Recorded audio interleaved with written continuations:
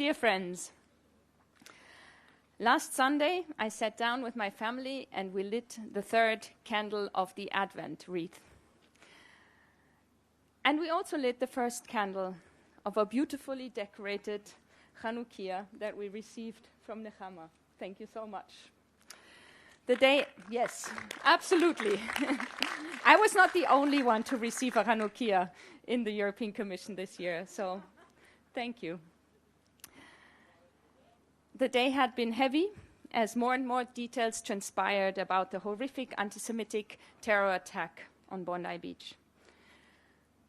Jews celebrating Chanukah being murdered. A friend of mine was hit by a bullet in his head, but he survived and he's recovering, and this for me is my Chanukah miracle. Chanukah is about light. The darker the night, we heard it already, the brighter the light. This is true for oil candles some 2,000 years ago in the destructed temple in Jerusalem, and it is true today. In fact, it's true for each of us, and this is what carries me at the moment. We can contribute to Tikkun Olam by making our light shine to the world around us, to our neighbors, to our friends, in our workplace. I know that at the moment, life could not be tougher. Antisemitism is omnipresent. It is unbearable to see the Jewish community in worry and in fear. At the European Commission, and you heard the President, we are determined to ensure, and these are not just words, that there is a future for Jews in Europe. And as we said it in our strategy in 2021, towards an EU free from anti-Semitism. This may sound naive at the current moment, but we are not naive. I'm really convinced that we need to have this ultimate goal in front of our eyes all the time in order to make sure that the next step we take is the right one and goes in the right direction. And at the moment, this next step now for us needs to be to address denormalization of anti-Semitism.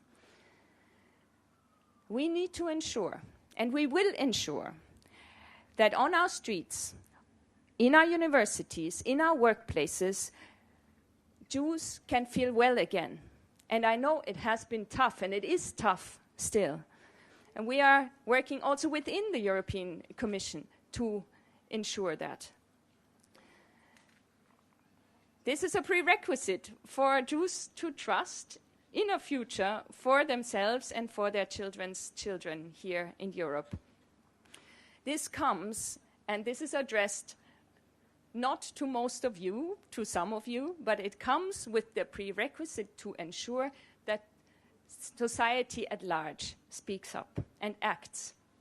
And I think this is what we should learn also from Bondi and from the courage of Ahmed al-Ahmed. We cannot all have this kind of courage, probably, but we need to have courage as non-Jews, as the wider society, to stand up and to speak up. And I want to congratulate and chime in the congratulations that we have heard to Nechama and Avi for creating this Atid house. Yes, absolutely. I know it will be a super vibrant place for Jewish life, for bringing Jews and non-Jews together, for a place of meeting, of joy. And I thank you for your vision that you have for this city, for this country, and even this continent. You're an inspiration. Thank you so much. I've learned so much from you. So thank you very much. One more little thing. Most of you know that I'm not Jewish, but this year, given all the circumstances, I pause to celebrate Chanukah every night. We light candles with my family or with friends, like last night, and I know some of them are here.